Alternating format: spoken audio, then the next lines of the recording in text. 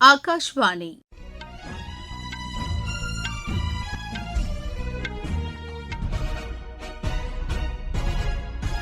செய்திகள் வாசிப்பவர் மிருதுளா. தலைப்புச் செய்திகள். மொரிஷியஸ் உடனான நல்லுறவு வலுவடைந்து வருவதாக வெளியுறவுத்துறை அமைச்சர் டாக்டர் ஜெய்சங்கர் கூறியுள்ளார். எரிசக்தி துறையில் இந்தியாவும் பூட்டானும் ஒத்துழைப்பை அதிகரிக்க அதிக வாய்ப்புகள் உள்ளதாக மத்திய மின்துறை அமைச்சர் திரு மனோகர் லால் தெரிவித்துள்ளார். வாகன தொழில்துறையில் அடுத்த 7 ஆண்டுகளில் உலகிலேயே முன்னணி நாடாக இந்தியாவை மேம்படுத்த நடவடிக்கைகள் மேற்கொள்ளப்பட்டுள்ளதாக மத்திய அமைச்சர் திரு நிதின் கட்கரி கூறியுள்ளார். போர் நிறுத்தத்தை ஈரான் முறையாக கடைபிடிக்கவில்லை என்று அமெரிக்க அதிபர் திரு டொனால்டு டிரம்ப் தெரிவித்துள்ளார். ஆசிய இளையோர் டேபிள் டென்னிஸ் சாம்பியன் போட்டியில் இந்தியா 3 தங்கப்பதக்கங்களை வென்றது. இனி விரிவான செய்திகள். மொரிஷியஸ் உடனான நல்லுறவு வலுவடைந்து வருவதாக வெளியுறவுத்துறை அமைச்சர் டாக்டர் ஜெய்சங்கர் கூறியுள்ளார். அரசுமுறை பயணமாக மொரிஷியஸ் சென்றுள்ள அவர் அந்நாட்டு பிரதமர் திரு நவீன் ராம்குலாமை நேற்று சந்தித்து பேசினார். இது தொடர்பாக சமூக வலைதளத்தில் டாக்டர் ஜெய்சங்கர் வெளியிட்டுள்ள பதிவில், கடல்சார் ஒத்துழைப்பு, கல்வி, சுகாதாரம், திறன் மேம்பாடு உள்ளிட்டவற்றில் இருதரப்பு ஒத்துழைப்பை மேலும் அதிகரிப்பது குறித்து மொரிஷியஸ் பிரதமருடன் ஆலோசனை நடத்தியதாக கூறியுள்ளார். முன்னதாக மொரிஷியஸ் வெளியுறவு அமைச்சர் திரு தனஞ்சய் ரித்தீஷ் உடனும் டாக்டர் ஜெய்சங்கர் பேச்சு நடத்தினார். எரிசக்தி துறையில் இந்தியாவும் பூட்டானும் ஒத்துழைப்பை அதிகரிக்க அதிக வாய்ப்புகள் உள்ளதாக மத்திய மின்துறை அமைச்சர் திரு மனோகர் லால் தெரிவித்துள்ளார். 4 நாள் அரசுமுறை பயணமாக பூட்டான் சென்றுள்ள அவர் நேற்று அந்நாட்டு மன்னர் திரு ஜிக்மே கேசார் நமிகியாலை நேற்று சந்தித்து பேசினார். இருதரப்பு உறவுகளை வலுப்படுத்துவது குறித்து அந்நாட்டு மன்னருடன் திரு மனோகர் லால் ஆலோசனை மேற்கொண்டார். முன்னதாக பூட்டான் பிரதமர் திரு ஷெரிங் டோப்கே மற்றும் அந்நாட்டு எரிசக்தி துறை அமைச்சர் திரு லியான்போ ஜிமையும் அமைச்சர் சந்தித்து பேசினார். இந்த சந்திப்புகளின் போது நீர்மின் திட்டங்கள், புதுப்பிக்கத்தக்க எரிசக்தி திட்டங்கள் ஆகியவற்றில் இருதரப்பு ஒத்துழைப்பை அதிகரிப்பது குறித்து ஆலோசனை மேற்கொள்ளப்பட்டது. அப்போது நீர்மின் திட்டம் மற்றும் மின் பரிமாற்றம் தொடர்பாக இரு நாடுகளுக்கும் இடையே 2 புரிந்துணர்வு ஒப்பந்தங்களும் கையெழுத்தாகின. வாகன தொழில்துறையில் அடுத்த 7 ஆண்டுகளில் உலகிலேயே முன்னணி நாடாக இந்தியாவை மாற்ற நடவடிக்கைகள் மேற்கொள்ளப்பட்டுள்ளதாக மத்திய சாலை போக்குவரத்து துறை அமைச்சர் திரு நிதின் கட்கரி கூறியுள்ளார். புதுதில்லியில் வாகன தொழில்துறை தொடர்பான மாநாட்டில் நேற்று பேசிய அவர், வாகன தொழில்துறையில் ஆராய்ச்சி, நவீன தொழில்நுட்பம், புதுமை ஆகியவற்றில் அதிக கவனம் செலுத்தப்படுவதாக தெரிவித்தார். 2014ஆம் ஆண்டில் நாட்டின் வாகன தொழில்துறையின் மதிப்பு 7 லட்சம் கோடி ரூபாயாக இருந்தது என்றும் தற்போது அது 22 லட்சம் கோடி ரூபாயாக அதிகரித்துள்ளது என்றும் அவர் தெரிவித்தார். தற்போது வாகன தொழில்துறையில் இந்தியா உலகிலேயே 3வது இடத்தில் உள்ளதாக அவர் குறிப்பிட்டார். நாடு முழுவதும் இத்துறை சார்ந்து 4.5 கோடி வேலைவாய்ப்புகள் உள்ளதாக அவர் கூறினார். வாகன தொழில்துறையில் ஏற்பட்டு வரும் முன்னேற்றங்களுக்கு ஏற்ப சாலை கட்டமைப்புகளும் மேம்படுத்தப்பட்டு வருவதாக திரு நிதின் கட்கரி தெரிவித்தார். உலக ஹோமியோபதி தினம் இன்று கடைபிடிக்கப்படுகிறது. ஹோமியோபதி மருத்துவத்தின் தந்தை என்று அழைக்கப்படும் டாக்டர் சாமுவேல் ஹானிமனின் பிறந்த தினம் ஒவ்வொரு ஆண்டும் ஏப்ரல் 10ஆம் தேதி உலக ஹோமியோபதி தினமாக கொண்டாடப்படுகிறது. நிலையான ஆரோக்கியத்திற்கு ஹோமியோபதி என்ற கருப்பொருளில் இந்த ஆண்டு ஹோமியோபதி தினம் கொண்டாடப்படுகிறது. இதனையொட்டி பல்வேறு நிகழ்ச்சிகளுக்கு ஏற்பாடு செய்யப்பட்டுள்ளது. புதுதில்லியில் இன்று நடைபெறும் நிகழ்ச்சியில் ஹோமியோபதி தொடர்பான 2 நாள் கருத்தரங்கை மத்திய ஆயுஷ் துறை இணை அமைச்சர் திரு பிரதாப் ராவ் ஜாதவ் தொடங்கி வைக்கிறார். இதில் நாடு முழுவதிலும் இருந்து ஹோமியோபதி மருத்துவர்கள் மற்றும் ஆராய்ச்சியாளர்கள் பங்கேற்க உள்ளதாக மத்திய ஆயுஷ் அமைச்சகம் தெரிவித்துள்ளது. இனி தேர்தல் களம்.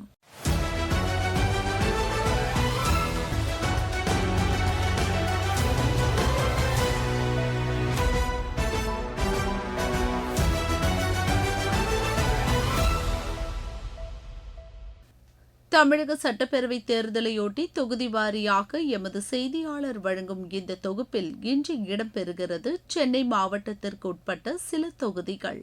தமிழகத்தின் தலைநகர் சென்னையில் மொத்தம் 16 சட்டப்பேரவை தொகுதிகளும் 3 நாடாளுமன்ற தொகுதிகளும் உள்ளன. இங்கு மிக பழமை வாய்ந்த தொகுதிகள். 2011ஆம் ஆண்டு மேற்கொள்ளப்பட்ட சட்டப்பேரவை தொகுதி வரையறைக்கு பின்னர் புதிய தொகுதிகள் உருவாக்கப்பட்டன. சென்னையில் வாக்கு சதவீதம் பெரும்பாலும் 60 முதல் 65% உள்ளது. தலைநகர் என்ற பெருமை கொள்ளும் சென்னையில் மக்கள் தொகை 67 லட்சத்திற்கும் அதிகமாகும். இந்த மாவட்டத்தில் 28,30,936 வாக்காளர்கள் உள்ளனர். இந்த மாவட்டத்தில் முக்கிய தொகுதிகளாக கொளத்தூர், பெரம்பூர், மயிலாப்பூர், கேப்பாக் திருவல்லிக்கேணி தொகுதிகள் உள்ளன. திமுக தலைவரும் முதலமைச்சருமான திரு மு க ஸ்டாலின் கொளத்தூர் தொகுதியில் போட்டியிடுகிறார். 2011ஆம் ஆண்டில் உருவாக்கப்பட்ட இந்த தொகுதியில் இருந்து 3 முறை அவர் தேர்ந்தெடுக்கப்பட்டுள்ளார். இதற்கு முன் அவர் 1000 விளக்கு தொகுதியில் 1984ஆம் ஆண்டு முதல் 2006 வரை போட்டியிட்டு 6 முறை வெற்றி பெற்றுள்ளார். அடுத்ததாக மயிலாப்பூர் முக்கிய தொகுதியாகும். இந்த தொகுதியில் பிஜேபியின் முன்னாள் தலைவரும் தெலுங்கானாவின் முன்னாள் ஆளுநருமான டாக்டர் தமிழிசை சவுந்தரராஜன் போட்டியிடுகிறார். முதல் முறையாக அவர் இந்த தொகுதியில் களமிறங்குகிறார். 1957ஆம் ஆண்டு முதல் இயங்கும் இந்த தொகுதியில் இதுவரை 6 முறை திமுகவும்,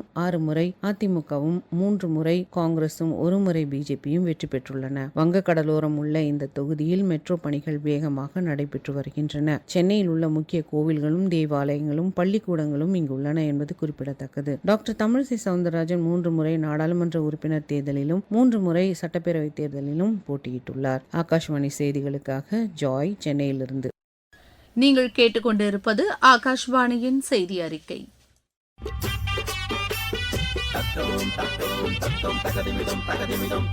வாக்காளரே வணக்கம், நீங்க வாக்களிச்சா நாடு செழிக்கும். வாக்காளரே வணக்கம், நீங்க வாக்களிச்சா நாடு செழிக்கும்.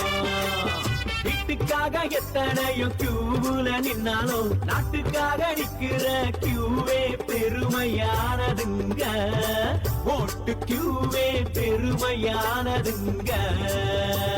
வாக்காளரே வணக்கம், நீங்க வாக்களிச்சா நாடு செழிக்கும்.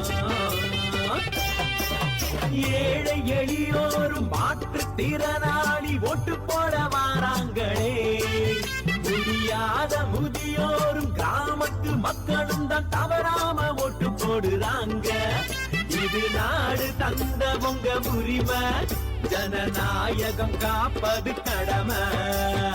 ஜம்மு காஷ்மீரில் இளையோர் மேம்பாட்டிற்காக அரசு பல்வேறு நடவடிக்கைகளை மேற்கொண்டுள்ளதாக குடியரசு துணைத் தலைவர் திரு சி பி ராதாகிருஷ்ணன் கூறியுள்ளார்.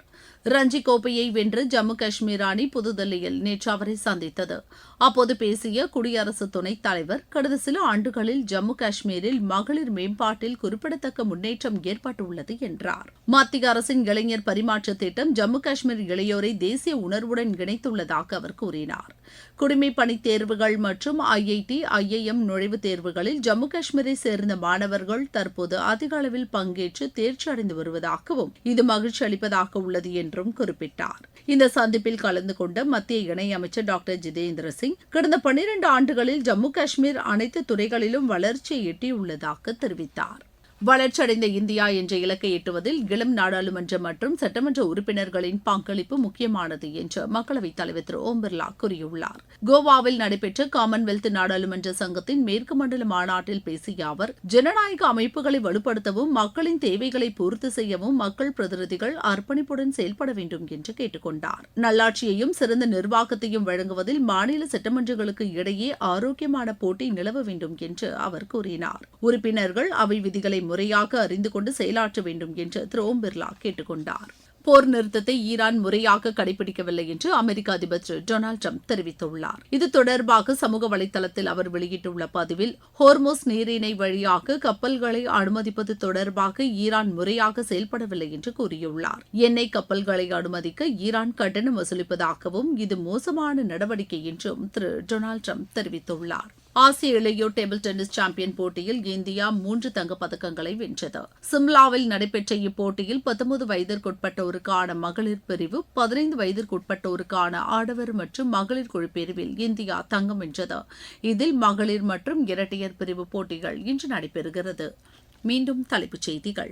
மொரிஷியஸ் உடனான நல்லுறவு வலுவடைந்து வருவதாக வெளியுறவுத்துறை அமைச்சர் டாக்டர் ஜெய்சங்கர் கூறியுள்ளார்.